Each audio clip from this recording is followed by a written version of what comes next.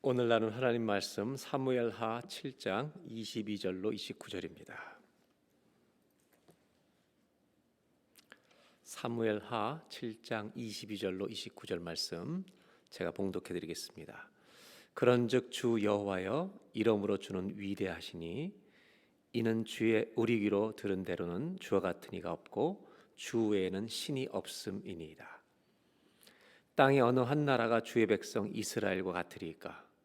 하나님이 가서 구속하사 자기 백성으로 삼아 주의 명성을 내시며 그들을 위하여 큰 일을, 주의 땅을 위하여 두려운 일을 애굽과 많은 나라들과 그의 신들에게서 구속하신 백성 앞에서 행하셨사오며, 주께서 주의 백성 이스라엘을 세우사 영원히 주의 백성으로 삼으셨사오니 여호와여 주께서 그들의 하나님이 되셨나이다. 여호와 하나님이여 이제 주의 종과 종의 집에 대하여 말씀하신 것을 영원히 세우셨사오며 말씀하신 대로 행하사 사람이 영원히 주의 이름을 크게 높여 이르기를 만군의 여호와는 이스라엘의 하나님이라 하게 하옵시며 주의 종 다윗의 집이 주 앞에 견고하게 하옵소서.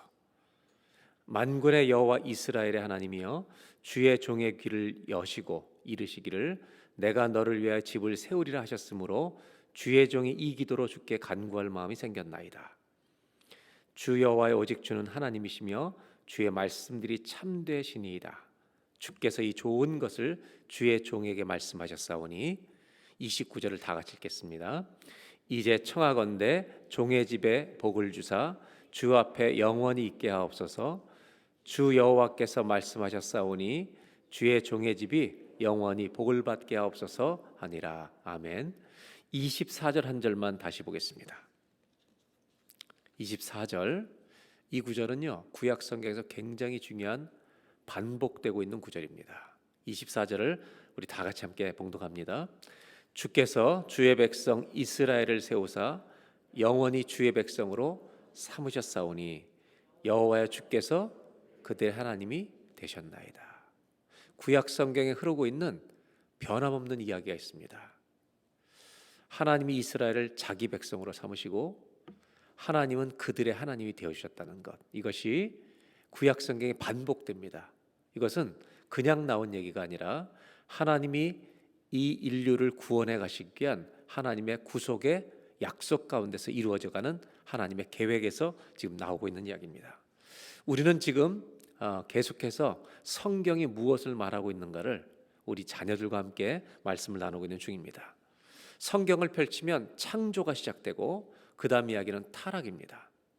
죄로 타락해서 하나님의 심판의 대상이 된 우리들을 하나님은 버리지 않기로 결정하시고 우리를 구원해 가시는 이야기를 시작하셨다. 이것이 성경 전체의 한 이야기입니다. 그래서 도표를 보시고 설명을 드리겠습니다.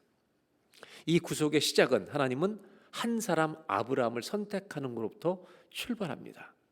하나님은 아브라함 한 사람을 선택하시고 그 다음에 민족을 이루도록 모세를 불러 이스라엘 민족이 되게 하십니다. 그리고 오늘 우리가 말씀을 읽겠지만 이 민족이 한 국가, 나라를 형성하게 되는데 그 나라 이름이 이스라엘입니다. 이렇게 선택하신 이유는 아브라함도 모세도 이스라엘도 하나님을 믿는 민족이 되어 땅 끝까지 모든 나라 민족들에게 복의 통로가 되기를 그 목적을 이루시기 위해서 이들을 택하신 것입니다. 이것은 아담을 지으실 때 하나님이 생각하셨던 인간의 목적과 일치되는 일을 이들에게 맡기시겠다는 것입니다. 성경은 그래서 구약 성경을 여시면 그 다음을 보겠습니다. 성경 구약은 39권으로 되어 있는데 제일 먼저 나오는 5권의 책이 모세오경이라고 말하는 율법서입니다. 토라라고 부릅니다. 이것을 이스라엘 사람들은 가장 중요하게 여기는 책입니다. 왜? 신앙의 근간이 되기 때문입니다. 그 다음 나오는 12권의 책을 역사서라고 부릅니다. 이렇게 12권이 나오는데 지난주에 우리는 모세오경과 여호수아까지 설명드리고 오늘은 역사서와 선지서를 중심으로 도대체 이것이 무엇을 말하고 있는가, 이것을 제가 잘 정리해서 최선을 다해서 설명을 드릴 것입니다. 이 역사서는 12권으로 되어 있습니다. 즉 토라라는 5권과 역사서를 합치면 17권이 되는 겁니다. 그리고 그 다음 중간에 지혜서라고 하는 것이 5권이 들어갑니다. 지혜서 혹은 시가문학이라고 말합니다. 17권이 등장하고 5권이 등장하고 그 다음에 펼쳐지는 17권이 있습니다. 다음 볼까요? 그것을 선지서라고 말합니다. 선지서는 17권으로 있는데 5권의 분량이 많은 이사야, 예레미야, 에가, 이스겔, 다니엘, 분량이 많은 대선지서 5권과 나머지 분량이 적은 호세아부터 시작해서 그 다음 볼까요? 말라기까지 12권이 이렇게 해서 17권에 걸쳐서 여러분 성경은 구약 성경을 이루고 있는데 17권의 모세오경과 역사서, 17권의 선지서, 17권 사이에 지혜문학 5개가 들어있어서 이 39권의 책이 구약 성경을 이루고 있다는 것을 우리가 알고 성경을 읽어가시면 훨씬 도움이 됩니다. 앞부분은 역사서고 뒷부분은 선지서고 가운데는 지혜문학이 껴있구나, 이렇게 구성되어 있다는 걸 여러분 먼저 이해하시면 좋겠습니다. 그렇다면 오늘 말씀은 뭐냐면 다시 역사서로 넘어가 보겠습니다. 도표 역사서를 보시면 오늘은 사사기를 제가 좀 설명을 드리고 사무엘상을 설명을 드리고 그 다음에 사무엘상과 열왕기상에 이제는 왕정국가에 대한 설명을 드리면 그 다음에 모든 역사와 선지서 나누기가 쉬워집니다. 여기를 중심으로 좀 말씀을 드리려고 합니다. 제일 먼저 오늘 나눌 이야기는, 그러면 이렇게 하나님이 이스라엘 민족을 택하셨는데 이제 사사시대가 등장하는데 사사기는 무엇을 얘기하는 책인가? 여호수아 이후 가나안 땅에 정착한 다음에 이스라엘 백성들은요 가나안 민족을 다 내보내야 그들은 데리고 살기 시작하면서 문제가 일어나기 시작합니다. 왜냐하면 여호수아의 다음 세대가 일어나면서 점점 하나님을 잊어버리기 시작한 것입니다. 사사시대는 한마디로 말하면 어떤 내용이냐면 이스라엘 민족이 모든 민족에게 빛이 되고 복이 되는데 실패했다는 이야기를 기록한 책입니다. 이 이스라엘이 모든 민족에 빛을 비춰야 되는데 죄에 빠져서 어둠 속에 들어가 버리고 하나님이 이들을 통해서 이루시고자 하는 목적을 성취하지 못하고 실패했다는 것으로 끝나는 책이 사사기입니다. 사사기는 독특한 구조를 갖고 있습니다. 사사기에 대한 도표를 보여드리고 설명을 드리겠습니다. 많은 분들이 이걸 보셨을 텐데 사사기는 비극적인 영적인 악순환을 가지고 있는 구조입니다.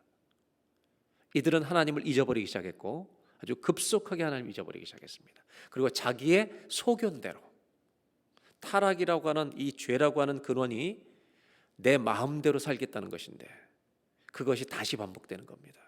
선악과의 증상이 또 나타나는 겁니다. 자기 소견대로 내가 기준이 돼서 살겠다는 겁니다. 그래서 우상 숭배를 하기 시작하고 죄를 짓기 시작하면서 이 사람들이 범죄하자 하나님은 진노하셔서 이들로 하여금 이스라엘이 다른 나라의 공격을 받아 지배에 들어가게 합니다. 그래서 고난을 통과하게 하십니다. 이 고난이 지속될 때 이스라엘 백성들은 하나님께 부르짖습니다. 부르짖으면 하나님은 사사들을 한 사람씩 세우셔서 이 이스라엘을 구원하게 하실 때 사사들이 엄청난 하나님의 능력을 힘입어서 여러분 전쟁에 승리하는 정말 초인적인 능력이 등장합니다.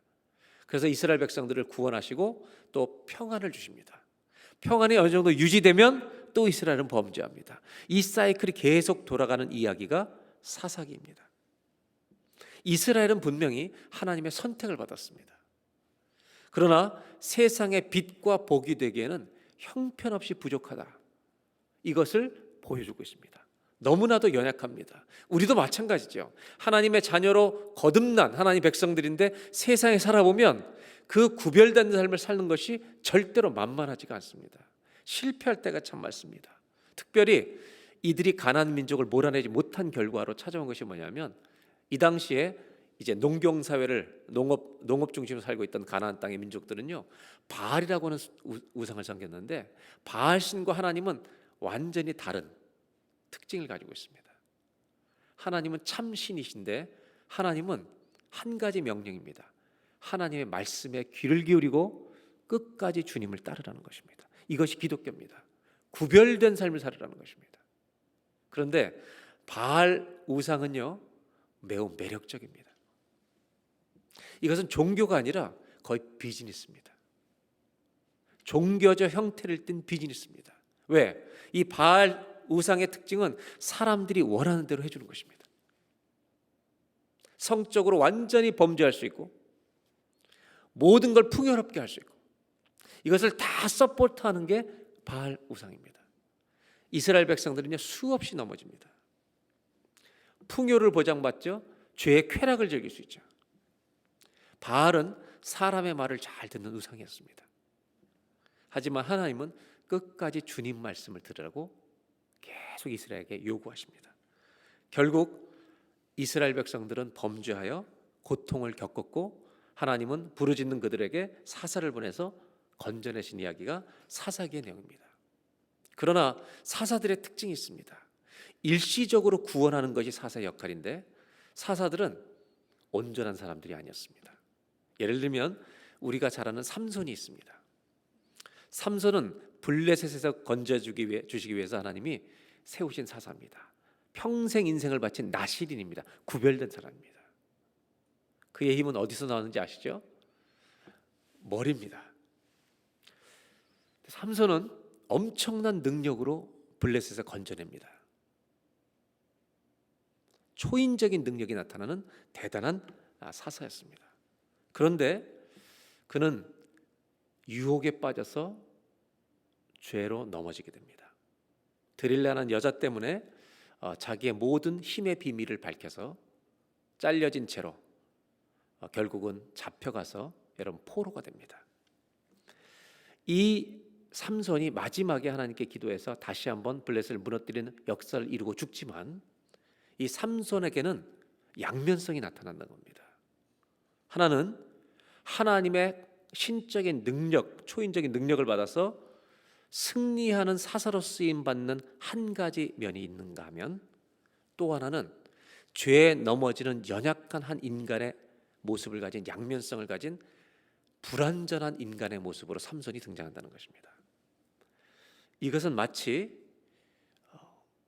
오늘날 죄에 빠져 있었던 이 당시에 이스라엘의 얼굴을 상징하고 있는 것입니다. 하나님을 믿는 민족이라 하면서 죄에 빠져 살고 있는 이 양면성과 삼손의 이야기를 성경은 의도적으로 오버랩을 시켜서 삼손의 모습이 오늘날 이스라엘의 모습처럼 우리로 다 알도록 보여주고 있다는 것입니다. 결국 성경이 보여주는 것은 인간의 실체입니다. 우리가 얼마나 양면적인가, 우리가 얼마나 죄에 연약한가, 이것을 계속해서 보여주고 있습니다.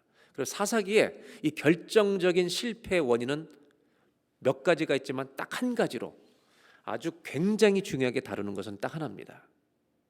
자기 소견대로 사는 것입니다. 여러분, 자기 소견대로 사는 것은 죽음입니다. 영적인 실패에 반드시 우리는 봉착하게 됩니다. 그래서 사사기는 사람들이 이렇게 표현합니다. 암흑 것 같다. 저는 사사기를 읽으면서 세 가지 단어가 딱 생각났어요. 사사기를 천천히 읽었을 때 제가 느꼈던 단어, 첫째는 sadness, 슬픔입니다. 사명을 망각한 겁니다. 자기가 누군지를 모르는 겁니다. 두 번째는요, hopelessness, 소망이 없습니다. 세 번째는 darkness, 어둠입니다. 사사기는요, 어둠의 책입니다. 기독교가 하나님을 믿는 사람들이 세상에 무릎을 꿇게 되었다는 것이 사사기입니다. 그러면 이 질문 속, 이 어둠 속에서 우리는 질문이 던져지는 겁니다. 어둠을 밝혀줄 빛은 누구인가? 소망이 없는 상황 속에서 소망은 누구인가? 이 질문을 일으키는 책이 사사기입니다. 그래서 사사기를 읽다 보면 어둠만 있지 않습니다. 사람들이 만들어 놓은 어둠 속에 하나님의 은혜의 빗줄기들이 곳곳에 비춰지고 있습니다. 죄로 인해서 끝장내야 될 민족을 하나님은 끝장내시지 않습니다. 그 생명줄을 붙들고 계속 가십니다. 그 이유는 뭐냐면 하나님의 백성으로 택하신 언약을 끝까지 지켜가시기 위함입니다. 여러분, 하나님의 언약이 이 민족에게 소망입니다. 아멘. 우리에게는 소망이 없습니다. 하나님이 약속하신 언약이 끝까지 유지가 되기 때문에 버리지 않으시고 이들에게 소망이 있는 것입니다. 결국 사사기의 결론은 인간의 힘으로는 문제를 해결할 수 없다는 것입니다. 이들에게는 구원자가 필요한데 완전한 사사가 필요합니다. 하나님의 도우심이 우리에겐 절대적으로 필요하다는 것이 사사기입니다. 더 놀라운 사실은 사사기와 함께 사사시대에 기록된 책이 하나 있는데 룻기라는 책입니다. 룻기는 4장으로 짧은 책인데 이것이 사사시대, 어둠의 시대에 기록된 책입니다. 마치 사사시대를 해결해주는 답이 무엇인지를 우리에게 알려주는 것처럼 룻기가 쓰여져 있습니다. 이것은 이방 여자 룻입니다. 하나님을 섬기던 이스라엘이 실패했는데 모압 여자, 하나님이 그들과 결혼도 시키지 말라고 했던 모압 여자 룻이 하나님을 믿게 되고 이스라엘 백성의 며느리로 들어와서 여러분 나오미를 섬기는 시어머니 나오미를 섬기는 며느리가 돼서 이스라엘까지 따라오고 아무 소망이 없는데 어머니를 섬기기 위해 이삭을 주우러 갔다가 그의 친족, 남편 가문의 친족 보아스를 만나서 결혼하게 되는 이야기입니다. 그는 하나님을 믿기 위해서 이스라엘로 돌아옵니다. 따라옵니다. 그리고 심지어 다윗의 조상이 됩니다. 성경은 룻기는 다윗의 조상까지 언급하고 있지만 이 룻기의 족보의 마지막 부분은 마태복음에 연결되면서 그분이 예수님의 조상이 된다는 이야기까지로 연결이 됩니다. 놀라운 이야기죠. 사사기는 믿음을 잃어버린 것을 보여줬다면 룻기는 믿음을 지킨 사람을 보여줍니다. 사사기는 언약을 잊어버린 이스라엘을 보여준다면 룻기는 이방 여인을 통해서 하나님의 언약이 이루어져 가고 있다는 것을 보여주고 있습니다.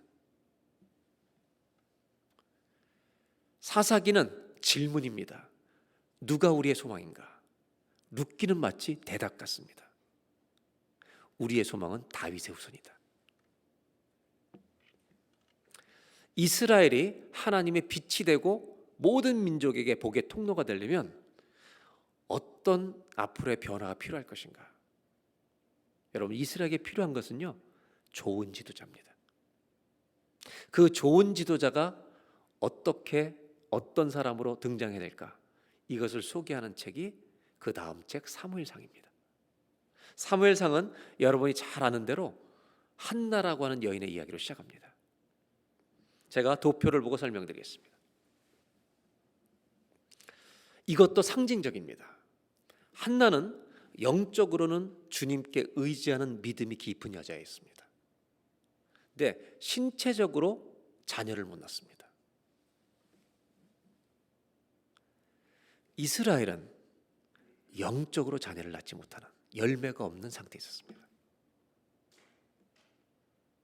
이 두 가지의 모습을 역시 비교합니다. 대조합니다. 한나는 신체적으로 자녀를 못 낳는 상태에 있었지만 영적으로는 부유했습니다. 이스라엘은 하나님 믿는 백성인데 영적으로 열매가 없었습니다. 그런데 한나는 기도하여 하나님이 그의 태를 열어 아들 사무엘을 주십니다. 이 사무엘이란 등장은 이 민족에 필요한 지도자의 모습을 모델로 보여주는 인물입니다. 그리고 이스라엘은 과연 열매를 맺는가? 이스라엘은 열매를 맺지 못하는 민족으로 계속 흘러갑니다. 사무엘의 가장 큰 역할은 뭐냐면 상상해 보십시오. 하나님이 이렇게 좋은 지도자를 고통 속에 준비하신 이유는 이스라엘이 모든 민족의 빛이 되는 그런 나라로 안내하는 지도자가 되는 것입니다. 그것이 이 사람의 사명입니다. 어떻게 이들을 인도할 수 있을까? 사무엘은 최선의 노력을 다합니다. 그래서 모든 우상을 버리게 하는 일을 그는 합니다. 미스바에 모여서 민족들로 하여금 기도하게 해서 하나님 능력을 체험하기도 합니다. 이렇게 사무엘은 민족을 안내하는데도 불구하고 이스라엘 백성들은 다른 나라를 쳐다보면서 우리도 다른 나라들처럼 왕을 달라고 요구하기 시작합니다. 이 문제를 가지고 사무엘이 하나님 앞에 찾아가 기도합니다. 그때 하나님이 너를 버린 것이 아니라 나를 버린 것이다. 그러면서 하나님은 안타깝지만 안타까워하는 사무엘에게 이스라엘이 왕정 국가로서 한 나라를 이루도록 왕을 허락하십니다. 그러나 이 왕을 허락하실 때 하나님이 뭐를 부탁하시냐면 왕을 세울 때 이런 위험들이 있다는 걸 전부 다 알려주고 왕정 국가를 시작하도록 합니다. 그래서 사무엘은 이것을 모두 알리고 왕을 세우게 됩니다. 그래서 이스라엘의 처음으로 왕정 국가, 민족에서 왕정 국가의 형태를 갖췄을 때 첫 번째로 여러분 세워진 왕은 사울 왕이라는 것을 우리는 다 잘 알고 있습니다. 그러나 이스라엘의 나라가 국가가 됐을 때 다른 나라들과 차이점이 한 가지가 분명히 있었습니다. 이것이 매우 중요한 구약의 설명입니다. 그것은 뭐냐면 하나님의 언약을 이루어가야 하는 나라이기 때문에 왕을 세우실 때 하나님이 한 가지 조건을 걸었습니다. 왕에 뽑히면 반드시 해야 되는 왕의 즉위식이 있었습니다. 왕을 세울 때 하나님은 다른 어떤 것보다 기름을 붓게 하셨습니다. 이 기름 부음을 받은 자가 히브리어로 메시아라는 뜻입니다. 즉 왕이 되는 순간 이 왕들은 한 가지를 정확하게 알게 됩니다. 내 왕권은 누가 주신 것이다? 하나님이 주신 것이라는 걸 인정하고 이 일을 시작하는 겁니다. 그것이 기름 부음의 의미입니다. 그러나 안타깝게 이 왕들은 하나님의 왕권 아래에 있는 왕이라는 것을 잊어버리고 자기 멋대로 나라를 다스려서 이스라엘을 정말로 망하게 만드는데 1등 공신들이 되는 왕들이 너무 많았다는 것입니다. 생각해 보세요. 왕으로 기름 부음 받은 것 여기까지는 좋은데 하나님의 왕권 아래 있다는 것까지는 받아들였는데 그렇게 다스리지 못하고 욕심을 따라하는 왕들이 많아지기 때문에 이런 왕들에게 하나님의 인도하심을 따라가라고 도와줄 사람들이 필요한 것입니다. 왕들에게 가서 조언해 줄 사람이 필요한 거죠. 그러면 사무엘 상하와 열왕기 상하와 역대기 상하는 이 왕들의 이야기라면 이 왕들이 잘못된 길로 갈 때마다 똑바른 길로 갈 수 있도록 조언을 준 사람들의 이야기는 뭐냐? 바로 선지자들입니다. 왕들이 하나님의 왕권 아래서 그의 왕의 임무를 수행할 수 있도록 도와준 사람들이 선지자였다는 겁니다. 그래서 선지서들은 그런 이야기들입니다. 전부 다. 여러분 미국에 대통령이 취임하는 날 무슨 책에 손을 올려놓고 선서하는지 보셨어요? 어디다 손을 올려놔요? 성경에다 손을 올려요. 굉장히 상징적이죠. 무슨 말입니까? 그들도 두려운 것입니다. 대통령을 하는데 두려움이 있는 겁니다. 기독교 문화였던 미국은 아직도 성경에 손을 얹고 대통령이 취임을 합니다. 왜? 하나님 앞에서 바르게 하겠다는 거죠. 그럼 미국의 대통령들이 그 선선한다고 바르게 합니까? 인간이 약합니다.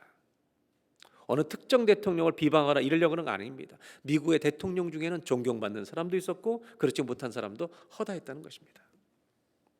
결국 여러분 선지자 사무엘의 역할은 이스라엘의 왕을 세워 그 사람에게 기름을 부어서 하나님의 왕권 아래서 왕의 임무를 수행하라고 하는 이런 의미로 왕을 뽑는 역할을 했었다는 것입니다. 우리가 아는 사울왕은 결국 하나님께 버림받습니다. 그리고 사무엘 상하서에 가장 중심 인물로 등장하는 왕은 우리가 잘 아는 다윗 왕입니다. 이세 아들이었던 다윗은 마음의 중심을 주님이 보시고 뽑았던 왕입니다. 그래서 그 다음부터 펼쳐지는 사무엘 상하, 열왕기 상하, 역대기 상하는 이 왕정 국가로서 이스라엘이 어떻게 살았는가를 보여주는 순수한 역사책입니다. 이 왕정 국가 전체의 역사의 중심 인물은 다윗입니다. 왜? 유다 모든 이스라엘 왕 중에 가장 모범적인 왕으로 뽑히기 때문이고 또 하나 하나님의 총애를 받던 왕이었습니다. 영적으로 승리하고 정치적으로 승리하고 군사적으로 승리하는 다윗 왕의 초기 생애는 정말 이스라엘을 강국으로 만들어갔습니다. 그때 하나님이 다윗에게 언약을 맺으시는 장면이 오늘 우리가 읽었던 사무엘상 7장입니다. 하나님이 언약을 해주셨을 때 다윗이 그 하나님 앞에서 어떻게 말했는가, 그 다윗의 고백이 오늘 우리가 읽었던 본문인데, 하나님의 언약을 우리가 좀 볼 필요가 있습니다. 사무엘하 7장 4절로 가보겠습니다. 하나님이 나단 선지자를 통해서 이 다윗에게 하실 말씀을 전해주시는 겁니다. 역시 선지자가 있는 겁니다. 나단에게 임하십니다. 8절로 갑니다. 8절 다 같이 읽겠습니다. 그러므로 이제 내 종 다윗에게 이와 같이 말하라. 만군의 여호와께서 이와 같이 말씀하시기를 내가 너를 목장 곧 양을 따르는 데서 데려다가 내 백성 이스라엘에 누가 삼은 거예요? 하나님이 그를 세우셨다는 겁니다. 이걸 잊지 말라는 겁니다. 그 다음에 9절 제가 읽어드릴게요. 내가 가는 모든 곳에서 내가 너와 함께 있어 내 모든 원수를 내 앞에서 멸하신즉 땅에서 위대한 자들의 이름같이 너희 이름을 위대하게 만들어주리라. 아브라함에게 창대하리라 했던 것과 똑같은 약속입니다. 근데 이것은 다윗을 위한 것이 아니라 모든 민족을 위한 것입니다. 그 다음에 13절입니다. 그는 내 이름을 위하여 집을 건축할 것이요 나는 그의 나라 왕위를 영원히, 다윗의 왕위를 영원히 견고하게 하리라. 하나님 다윗의 왕권을 무너지지 않도록 하시겠다고 언약하신 겁니다. 왜? 이 다윗의 후손으로 예수님이 오실 것이기 때문에 이것은 무너지지 않는 하나님의 왕권이 될 것이라고 약속하십니다. 그 다음에 14절 나는 그에게 아버지가 되고, 이게 굉장히 중요한 표현입니다. 그는 내게 아들이 되리니. 부자관계를 설명하죠. 그리고 그 다음 설명, 그가 만일 죄를 범하면 내가 사람의 마 인생의 채찍으로 징계하려니와. 하나님은 자녀들에게 징계하시겠다는 겁니다. 그 다음에 15절 내가 내 앞에서 물러나게 한 사울에게서 내 은총을 빼앗은 것처럼 그에게서 은혜를 거두는 일은 없을 것이다. 16절 다 같이 읽겠습니다. 내 집과 내 나라가 내 앞에서 영원히 보존되고 내 왕위가 영원히 견고하리라 하셨다라. 이렇게 하나님이 언약을 나단 선지자를 통해서 주셨을 때 다윗이 했던 말이 뭔지 아세요? 18절입니다. 다윗 왕이 여호와 앞에 들어가 앉아서 이르되 주 여호와여 나는 누군데 내 집은 무엇이긴데 나를 여기까지 이르게 하셨나. 여러분, 우리가 하나님의 자녀답게 살 수 있는 길은 하나밖에 없어요. 은혜밖에 없습니다. 아멘. 우리의 실력으로 되는 게 아닙니다. 하나님이 평생의 은혜를 베풀어 주셔야만 살 수 있습니다. 이거를 베푸시겠다는 겁니다. 그리고 24절에 우리가 다시 읽었던 말씀을 다윗은 반복합니다. 됐습니다. 여러분, 이스라엘에는 사명이 있다는 것입니다. 아담에게 사명이 있었고요, 아브라함에게 사명이 있었고, 모세에게 사명이 있었고, 이스라엘 국가의 사명이 있습니다. 그럼 뭐냐? 모든 민족의 빛이 되고 복의 통로가 되는 것입니다. 그러나 다윗도 승리의 정점을 찍은 다음 죄에 빠집니다. 왕이 죄에 빠졌을 때 하나님은 징계를 내리시지만 그것뿐만이 아니라 이 사람에게 바르게 조언해 줄 사람은 선지자밖에 없습니다. 나단 선지가 찾아가서 하나님 말씀을 전하고 다윗은 회개합니다. 이렇게 해서 다윗도 넘어졌지만 주 앞에 돌아오게 됩니다. 성경이 다윗에게 초점을 맞춘 이유가 있습니다. 아브라함의 언약을 이어갈 후손 다윗이고, 앞으로 장차 오실 완전한 메시아 예수님의 조상이 될 사람이기 때문입니다. 여기까지 오면서 사사시대부터 사무엘까지 읽어보면 이스라엘은 이 땅에 복이 되려는 사명을 감당하기에 정말 턱없이 부족합니다. 수많은 실패가 계속됩니다. 그럼에도 불구하고 하나님 언약은 지켜질 것인가? 이것이 구약 성경의 관심사입니다. 여러분, 성경을 읽으실 때, 구약을 읽으실 때 이 관점으로 성경을 보셔야 합니다. 아, 이스라엘 부르신 이유가 뭐지? 이방의 복이 되라는 거구나. 그걸 계속 보세요. 사무엘상하 열왕기상 읽어보시면 여러분 반드시 실망하실 것입니다. 안 됩니다. 이 나라는 철저하게 실패합니다. 그렇다면 하나님은 이렇게 실패한 이스라엘을 버리실 것인가? 성경을 읽어보면요, 안 버리신다는 것입니다. 이것이 성경의 메시지입니다. 한 번만 따라 하실까요? 인간의 실패에도 불구하고 하나님은 언약을 이루어 가십니다. 성경을 읽으면서 놀라는 게 하나 있습니다. 하나님은 이 언약을 끝까지 지켜가신다는 겁니다. 하나님은 사람이 아니시기 때문에 시건하시지 않습니다. 성경을 읽으면서 정말 놀라는 것이 있습니다. 이렇게 망할 놈의 나라를 끝까지 붙드신다는 겁니다. 이렇게 심판받아야 될 대상을 끝까지 붙들고 하신다는 겁니다. 그리고 이제 열왕기상하에 수없이 많은 왕들이 나타나는데 그 모든 왕을 판단하는 기준을요, 다윗으로 삼습니다. 열왕기상 15장 3절을 보겠습니다. 다 같이 한번 읽겠습니다.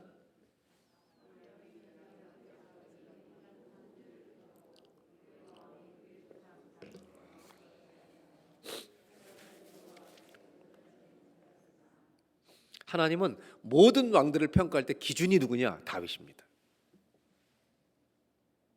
다윗이 완전했던 게 아닙니다. 넘어졌지만 끝까지 하나님 붙들려는 믿음을 보신 겁니다. 하나님은 심지어 다윗의 장막을 그리워하신다고 말씀하시기까지 했습니다. 그의 순수한 믿음을, 그의 중심을 하나님 마음에 합한 자라고 말씀하실 만큼 모든 왕들을 평가할 때 기준은 다윗입니다. 다윗으로 다 평가하는 겁니다. 그리고 모든 왕들을 평가할 때 다윗을 기준으로 삼으시면서 한 문장으로 정리하십니다.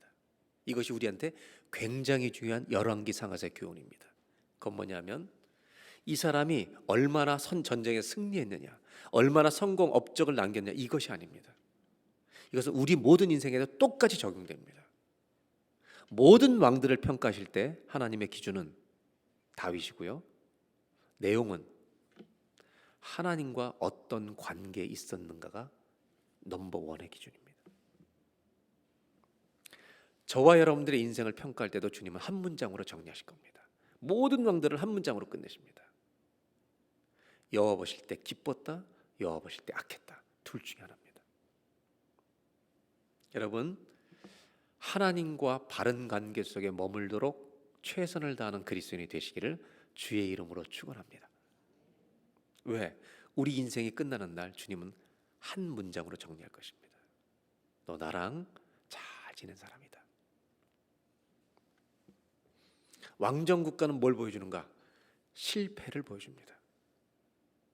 다윗의 뒤를 이은 솔로몬은요, 세 가지 단어로 정리합니다. 첫째, 성전을 짓습니다. 아버지가 짓고 싶었던 성전을 하나님은 피를 많이 흘렸으니 아들이 짓게 하십니다. 솔로몬이 짓습니다. 성전. 솔로몬의 두 번째 단어는 지혜. 모든 사람이 배우러 왔습니다. 하나님이 주셨습니다. 그 다음에 세 번째 단어 방황입니다. 그는 방황합니다. 이 세 가지 단어가 솔로몬의 인생입니다. 그의 영적 상태는 성전을 짓고 수많은 지혜를 사람들에게 나눠줬지만 결국 타락하고 그는 죄에 물들기 시작합니다. 하나님은 솔로몬을 징계하시기 전에 이렇게 말씀하십니다. 너의 아버지 다윗을 생각해서 너의 때 나라를 나누지 않고 네 아들 때 나라를 나누게 하겠다. 그래서 결국 솔로몬 아들 때 이스라엘은 남과 북으로 나눠집니다. 도표를 보겠습니다. 이스라엘 왕정 국가는 결국 사울, 다윗, 솔로몬까지는 통일왕국이었지만 북이스라엘, 남유다로 나눠지는 것은 솔로몬의 아들 르호보암 때입니다. 그래서 북과 남으로 나눠졌다가 북이스라엘은 아시리아에 의해서 기원전 722년에 멸망당하고 남유다마저 587년도에 바벨론에 의해서 멸망을 당합니다. 이것이 이스라엘 왕정국가 역사입니다. 그리고 포로로 끌려갔다가 나중에 페르시아라고 하는 나라가 일어나서 이 나라를 다 통합하고 고레스 황제의 칙령에 의해서 다시 올라와서 귀환을 허락해서 두 번째로 무너진 솔로몬 성전이 무너지고 두 번째로 성전을 짓는 그 성전이 스룹바벨 성전인데 이 기록이 에스라서에 기록되어 있고 이 에스라 역사서의 성전을 지을 때 성전을 짓도록 권면했던 우리가 잘 아는 학개라고 하는 이 스가랴 이런 학개라는 이 책이 여러분 성전 건축을 독려했던 선지서라는 걸 우리가 잘 알고 있습니다. 결국 왕정국가 시대는 이 도표를 보시면 열왕기상에는 두 종류의 사람이 등장한다고 합니다. 첫째는 왕들의 이야기야, 둘째는 선지자들의 이야기입니다. 성경을 읽어보면 이들이 사실은 아시리아의 힘 때문에 망한 것만이 아닙니다. 이들이 망하는 가장 결정적인 원인을 성경은 말하고 있습니다. 열왕기상 17장 18절을 보겠습니다. 여호와께서 이스라엘에게 심히 노하사 그들을 그의 앞에서 제거하시니 이들의 죄 때문에 하나님의 징계가 임한 겁니다. 오직 유다 지파에는 남은 자가 없느니라. 이스라엘이 먼저 망하죠. 그러나 여러분 18절 바로 다음 절에 그럼 유다는 온전했는가? 절대로 그렇지 않습니다. 19절을 보겠습니다. 유다도 그들의 하나님 여호와의 명령을 지키지 아니하고 이스라엘 사람들이 만든 관습을 행하였으므로 20절 여호와께서 이스라엘의 온 족속을 버리사 괴롭게 하시며 노략군의 손에 넘기시고 마침내 그의 앞에서 쫓아내시니라. 결국 남과 북 이스라엘과 유다를 다 멸망시키겠다는 하나님의 약속입니다. 그리고 23절을 보시면 하나님이 결국 누구부터 멸망시키냐? 아시리아에서 북이스라엘부터 멸망시켰다는 이야기가 여러분 성경에 나옵니다. 이것이 오늘 성경이 보여주고 있는 이스라엘의 역사입니다. 그런데 이렇게 어두워지고 정말 죄악이 만연하는 이런 이스라엘 역사 가운데도 어둠만 있는 것은 아닙니다. 믿음의 사람들이 곳곳에 숨어 있습니다. 그래서 하나님의 은혜가 곳곳에 비추어지고 있고요. 부분적으로 막 샛강처럼 흐르고 있습니다. 그리고 실제적으로 이방 민족들에게 복이 된 사람들의 흔적들이 있습니다. 없진 않습니다. 엘리사가 나하만 장군을 살려준 이야기, 이방 민족의 복이 된 아름다운 이야기들이 곳곳에 숨어 있습니다. 그럼에도 불구하고 여러분 왕들 중에도 좋은 왕이 있었지만 이 하나님의 징계와 심판에 견디기 어려울 만큼 죄가 만연했다는 것입니다. 다시 한번 도표를 볼까요? 북이스라엘과 남유다로 결국 지내다가 이스라엘이 먼저 멸망하니까 분열왕국에서 남유다만 반쪽만 남은 잔존왕국으로 유지되다가 바벨론에 멸망합니다. 그 다음 지도를 보시면 여러분이 보시는 지금 노란 표시까지 되어 있는 이 지역이 아시리아의 통치입니다. 그리고 아시리아가 가장 아주 맥시멈으로 늘어났을 때가 그린색 바깥에 있는 저 색깔입니다. 아시리아가 저렇게 전 지역을 통치했습니다. 그 아시리아 다음에 등장한 강대국이 우리가 아는 그 다음 도표를 볼까요? 바벨론입니다. 저 붉은색 계열의 이 색깔이 바벨론이 통치하던 때고 그 중에 동그라미 왼쪽에 쳐 있는 곳이 여러분 예루살렘입니다. 그러니까 여러분 얼마나 이스라엘이 작은 나라였습니까? 강대국에 의해서. 이 바벨론이 한참 흥하다가 바벨론을 이긴 나라가 또 있죠. 그 다음 나라가 페르시아입니다. 이런 붉은색 전체가 지금 페르시아를 통치하고 있고요. 그 다음에 보라색으로 바깥에 있는 지역이 페르시아가 다스렸던 맥시멈 국가 영토입니다. 이 중에 이스라엘은 정말 지극히 작은 점입니다. 이 페르시아가 누구에서 또 바뀌냐면 우리가 잘 아는 헬라입니다. 알렉산더죠. 그 다음 볼까요? 알렉산더는요 이 북부 아프리카까지 정복을 합니다. 이게 헬라 제국입니다. 알렉산더가 죽고 4개 왕조로 나뉘었다가 결국 로마가 통폐합을 합니다. 로마는요 그 다음 볼까요? 어마어마한 지역을 정복합니다. 이때 예수님이 오시는 겁니다. 그러니까 결국 이스라엘은 어마어마한 강대국 사이에 있었습니다.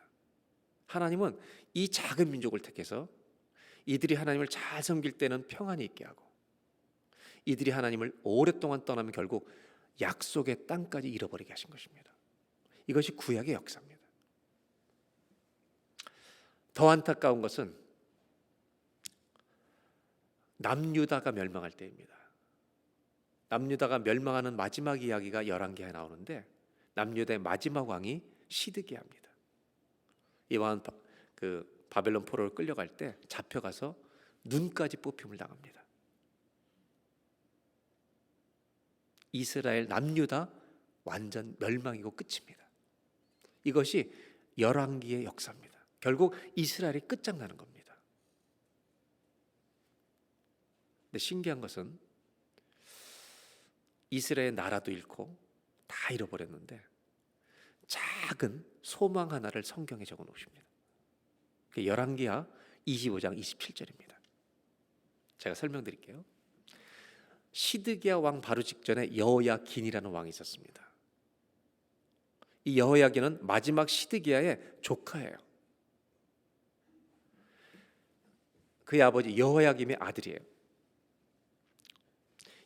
숙부 여호야김의 아들인데, 유다의 왕 여호야긴이 사로잡혀 간 지 37년, 곧 바벨론의 왕 에월 무로닥이 즉위한 원년 12월 그달 27일에 유다의 왕 여호야긴을 옥에서 내놓아 머리를 들게 하고, 여러분, 잡혀간 지 37년 만에 37년 뒤에 시드기야 직전에 여호야긴 왕을 끄집어내서 머리를 들게 한 다음에, 그 다음에 어떤 내용이 있냐면 바벨론의 다른 분봉왕보다 훨씬 더 좋은 대접을 받게 하는 겁니다.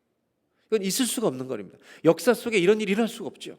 근데 포로로 잡혀왔던 왕을 37년 뒤에 끄집어내서 왕대우를 해주는 겁니다. 신기한 것은 뭐냐 하면, 이렇게 망한 나라가 망하지 않은 것 같은 소망을 하나님이 성경에 남겨두신다는 겁니다.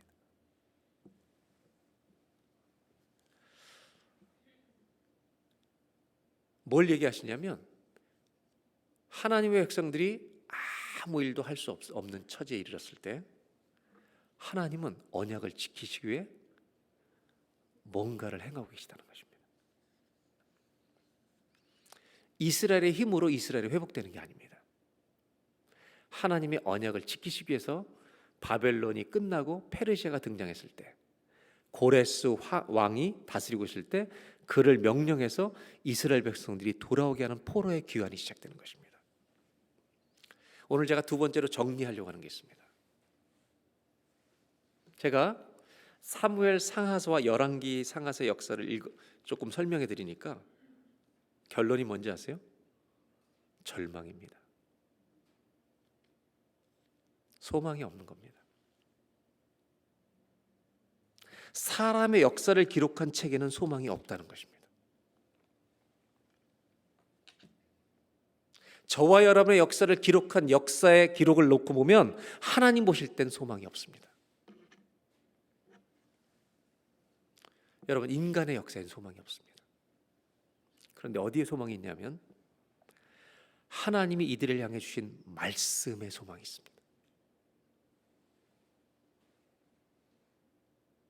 성경을 읽어보니까 역사서에는 소망이 없습니다. 인간의 삶을 기록한 역사서에는 소망이 없습니다. 그러나 그 죽어가는 망해가는 나라를 향해 선포해 주셨던 하나님의 말씀이 담겨있는 선지서에는 소망이 있습니다. 아멘. 우리의 역사에는 소망이 없습니다.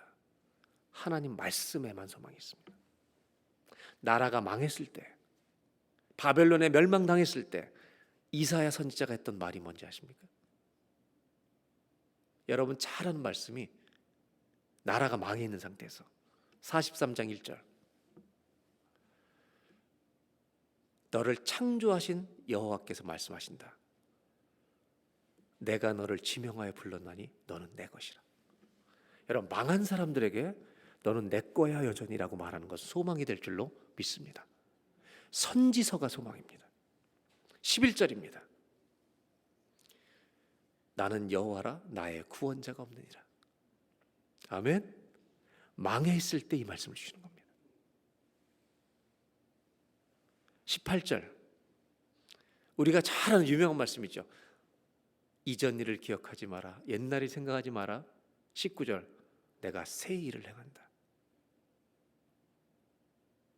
망해 있는데 말씀하시는 겁니다. 내가 광야에 길을 낼 것이고 사막에 강을 낼 것이다. 그리고 21절 다 같이 읽겠습니다. 시작.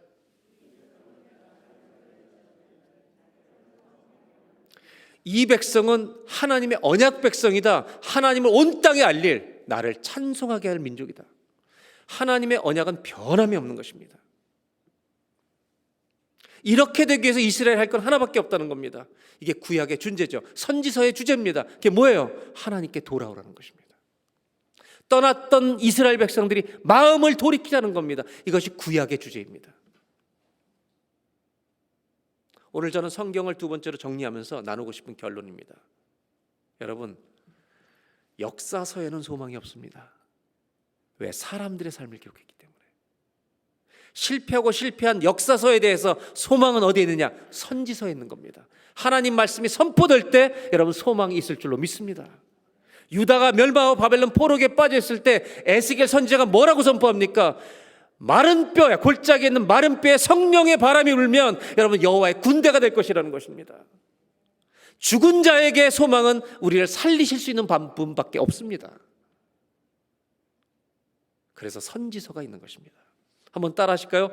인간의 역사에는 소망이 없지만 하나님 말씀에 소망이 있습니다. 이것이 성경입니다. 우리가 살아온 역사를 기록한 데는 소망이 없어요. 다 절망이에요. 그러나 하나님 말씀이 선포되는 곳마다 소망이 있는 것입니다. 이사야서 49장 6절에 뭐라고 말하나 보겠습니다. 바로 위에 올라가 보세요. 다 같이 한번 읽겠습니다. 시작. 그가 이르시되 네가 나의 종이 되어 야곱의 지파들을 일으키며 이스라엘 중에 보존된 자를 돌아오게 할 것은 매우 쉬운 일이라. 내가 또 너를 이방의 빛으로 삼아 나의 구원을 베풀어서 땅 끝까지 이르게 하리라. 하나님이 아담에게 주셨던 명령은 계속해서 흘러가고 있는 것입니다. 모든 땅 끝까지 이방의 빛으로 삼아 구원을 베풀게 하겠다는 것입니다. 이것이 저와 여러분에게 주어진 똑같은 명령입니다. 바로 하나님을 믿는 사람들이 새 이스라엘이기 때문입니다. 유대인과 이방인을 다 포함해서. 여러분, 역사서에는 소망이 없습니다. 인간의 역사에는 소망이 없습니다. 하나님 말씀이 선포되는 선지서에는 망해도 소망이 있습니다. 무슨 얘기냐? 한 나라가 끝났다고 주님의 언약이 끝난 것은 아니란 말입니다. 주님은 죽이기도 하고 살리기도 하시는 분입니다. 그 하나님을 믿는 저와 여러분이 되시길 바랍니다. 이제 마지막 정리를 하겠습니다.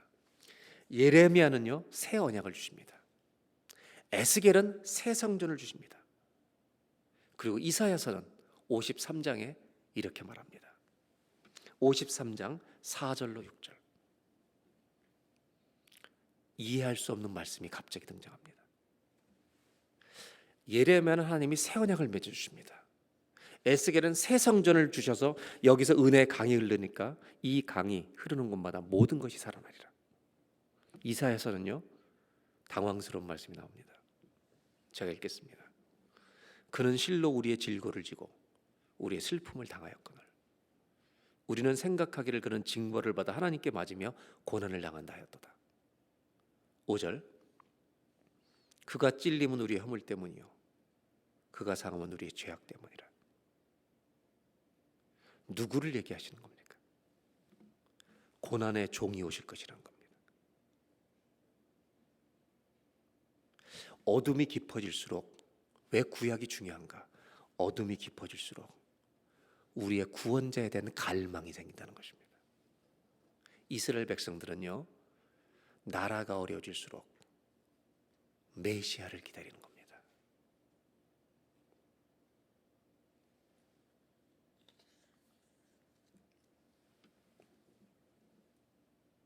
이사야서에는 주님을 기다리는 말씀이 있습니다. 그분이 어떻게, 왜 죽어야 하시는지. 결국 이스라엘 백성들은 바벨론 포로에 끌려갔다가 페르시아의 고레스 황제에 하나님 명령 은혜를 베푸셔서 이스라엘이 다 귀환하게 합니다. 생각해 보세요. 고난 속에서 배운 믿음이 있습니다. 이제 믿음 잘 지켜야지. 그리고 돌아왔습니다. 이들이 믿음을 잘 지켰을까요? 100년이 지나고 나니까 믿음이 바닥납니다. 그래서 구약 성경의 마지막 책은 BC 400년대에 기록된 말라기서입니다. 말라기서를 다 읽어드리고 싶지만 분량이 다 읽을 수가 지금 없어서 오늘 집에 가셔서 1장, 2장, 3장, 4장밖에 안 되니까 읽어보세요. 여러분, 바벨론 포로에 귀환해서 주님을 잘 믿으려고 생각했던 이스라엘 백성들이 100년 후에 하나님의 또 심판의 대상이 됩니다. 하나님 뭐라고 말씀하시냐면요, 너희들 예배 드리는 거 보니까, 제사 드리는 거 보니까 마음이 하나도 없다. 그리고 뭐라고 말씀하신지 아세요? 말라기에 성전 문을 좀 닫아달라는 겁니다. 아무도 못 들어오게. 그렇게 예배드린 사람 못 들어오도록 문 좀 닫아달라는 겁니다. 이게 주님의 마음입니다. 이 정도로 부패했습니다. 100년 만에. 하나님이 보고 싶지 않다는 겁니다. 이 꼴들을. 껍데기로만 신앙생활한 것 더 이상 못 보겠다는 겁니다. 그런데 이 말라기는 언약이 계속 이어집니다. 안 보고 싶은 이스라엘 백성을 버리지 않으시고. 말라기 4장 제가 한번 보겠습니다. 4절로 6절 마지막으로 보겠습니다. 너희는 내가 호렙에서 온 이스라엘 위하여 내 종 모세에게 명령한 법 곧 율례와 법도를 기억하라. 5절 여호와의 크고 두려운 날에 이르기 전에 내가 선지자 엘리야를 너에게 보내리니. 여러분, 엘리야가 있었어요. 또 다른 제2의 엘리야가 온다는 말은, 이 말은 그대로 누가복음의 세례 요한입니다. 이 선지자 엘리야가 어떤 역할을 할 거냐면 6절입니다. 다 같이 한번 읽겠습니다. 그가 아버지의 마음을 자녀에게로 돌이키게 하고 자녀들의 마음을 그들의 아버지에게로 돌이키게 하리라. 돌이키지 아니하면 두렵건대 내가 와서 저주로 그 땅을. 주님은요, 성전문을 닫고 싶을 만큼 보기 싫은 이스라엘 민족을 버리지 않으십니다. 언약 때문에.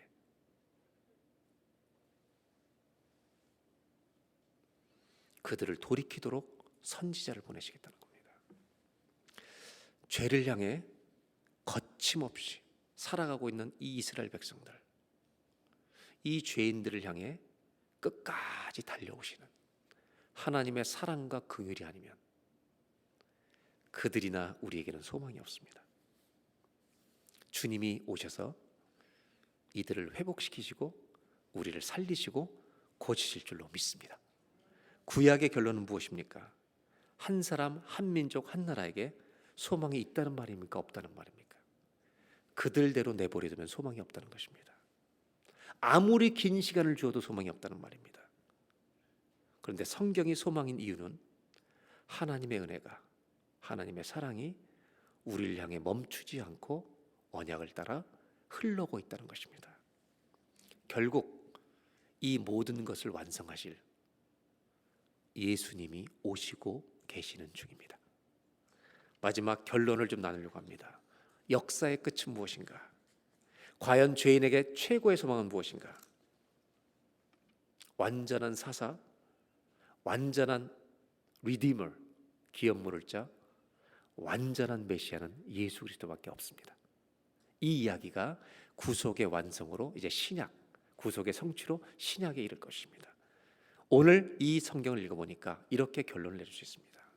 구속을 시작하시고 이것을 진행하시고 이것을 완성하실 분은 하나님 한 분밖에 없습니다. 이분 때문에 저와 여러분은 구원 얻게 될 줄로 믿습니다. 그리고 이분 때문에 부족한 우리들이 주님의 도움을 받아서 이방 민족에게 빛이 되는 사명을 감당하도록 주님은 일하실 줄로 믿습니다. 이것이 성경의 구약 성경의 결론입니다. 다 같이 기도하겠습니다.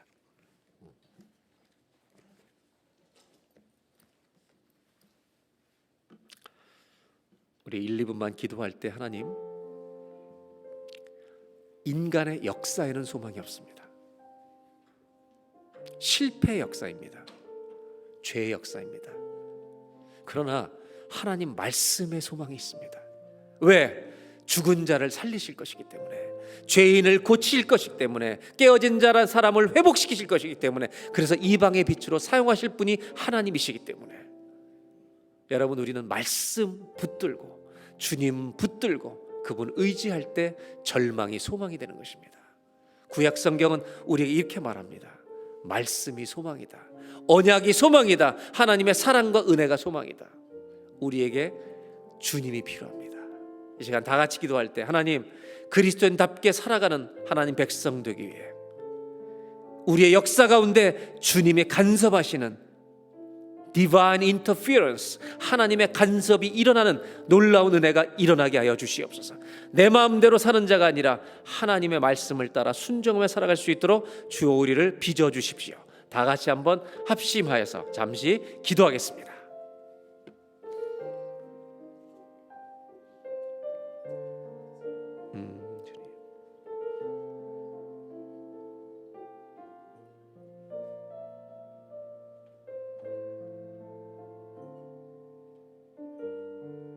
아버지,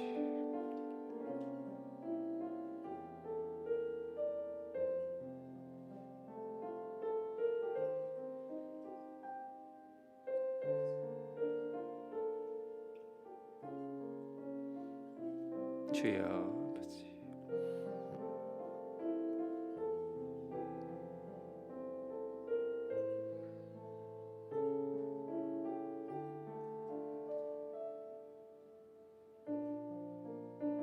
주여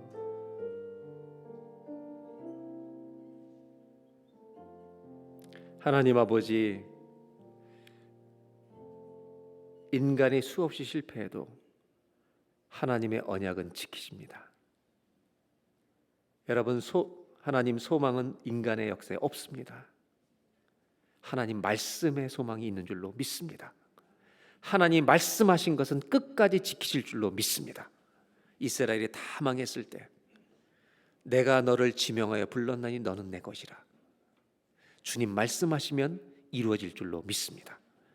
나는 전능한 구원자라고 말씀하십니다. 사람을 살리시고 고치시고 회복시켜서 이방의 모든 열방에 하나님 빛으로 축복의 통로로 우리를 쓰임받게 하실 분은 하나님 한 분밖에 없습니다.